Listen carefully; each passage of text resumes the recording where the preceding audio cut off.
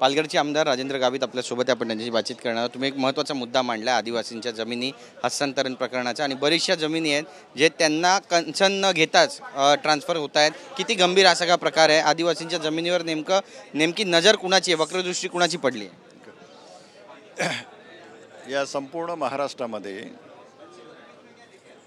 4 महसूल विभागामध्ये कोकण विभाग, अमरावती विभाग, नागपूर विभाग आणि नाशिक विभाग या ठिकाणी आदिवासींच्या जमिनी ज्या आहे या हस्तांतर करताना, बिगर आदिवासींना हस्तांतर करताना त्या ठिकाणी सेल परमिशन घेताना किंवा ज्या काही प्रोसेस आहे त्या पूर्ण करताना त्या ठिकाणी अनेक त्रुटी आहेत। आदिवासी समाज बांधवांना त्या ठिकाणी मोठ्या प्रमाणात त्या ठिकाणी महसूल विभागाकडून असेल किंवा पोलीस डिपार्टमेंटकडून असेल किंवा भूमाफिया असतील, बिल्डर असतील, मुंबई, ठाणा, त्याचप्रमाणे नाशिकच्या आजूबाजूचा परिसर असेल, नंदुरबार शहराच्या आजूबाजूचा परिसर असेल किंवा नागपूर शहराच्या आजूबाजूच्या परिसरामध्ये आदिवासी जमिनी आहे, मोठ्या प्रमाणावर त्या ठिकाणी अनियमितता झालेली आहे।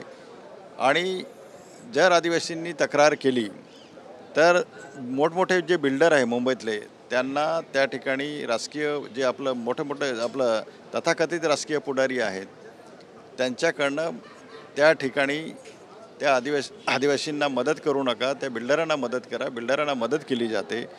आदिवासी जो खेडूत आहे तो पोलिसांकडे तक्रार करतो, पोलिसांकडनं सुद्धा सहकार्य मिळत नाही।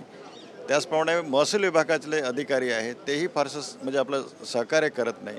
एकूणच परिस्थिती अशी झालेली आहे की या ठिकाणी हे सरकार आमचं आहे आणि सरकार आमचं आहे या संकल्पनेतून आदिवासी बांधवांना वाटतं, परंतु त्या ठिकाणी अन्य ज्या यंत्रणा आहेत त्यांच्याकडनं फारसं सहकार्य मिळत नाही। आणि म्हणून या ठिकाणी मी लक्षवेधी सूचना मांडली।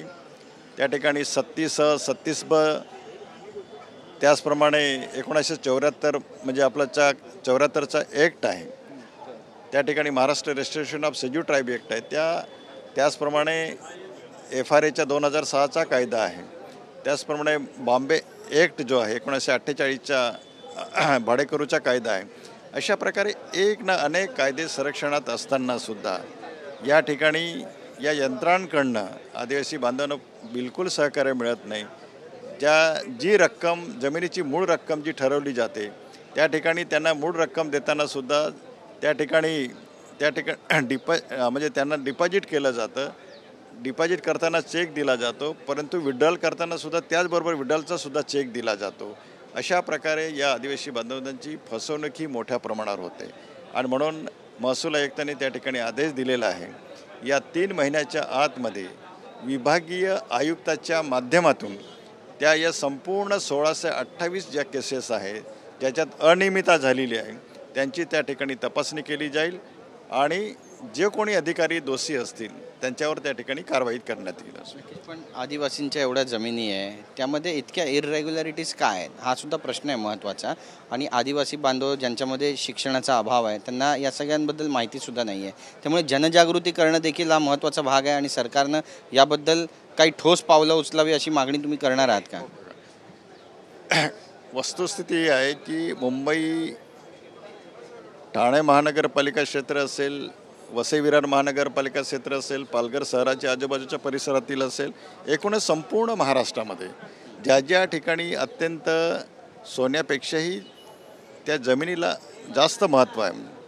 आणि म्हणून अशा जमिनी बिल्डर, त्याचप्रमाणे भूमाफिया असतील, काही तथाकथित समाजसेवक, राजकीय पुढारी असतील, ह्यांनी मी मगाशी सांगितल्याप्रमाणे की आदिवासी बांधवांना कुठल्याही प्रकारे सहकार्य मिळत नाही आणि त्या ठिकाणी तलाठी, सर्कल, तहसीलदार, प्रांत यांना त्या ठिकाणी संरक्षित कुळ काढायचा अधिकार त्यांना नसतानासुद्धा त्या ठिकाणी परस्पर संरक्षित कुळं काढली जातात आणि अशा पद्धतीने आदिवासी बांधवांवरती मोठ्या प्रमाणावर अन्याय होतो आहे। आणि या संदर्भामध्ये महसूल मंत्र्यांनी अत्यंत पॉझिटिव्ह अशा प्रकारचे उत्तर दिलेलं आहे आणि मला अपेक्षा आहे की हे सरकार आदिवासी बांधवांच्या बाबतीमध्ये अत्यंत संवेदनशील आहे आणि निश्चितच याच्यातून या ठिकाणी मार्ग निघेल। तुमच्याशी बातचीत केल्याबद्दल। तर सरकार कशा पद्धतीनं आता मार्ग काढणार आहे हे सुद्धा पाहणं महत्त्वाचं ठरेल। कॅमेरा पर्सन योगेश ग्रुपसह गिरीश गायकवाड, TV9 मराठी, मुंबई।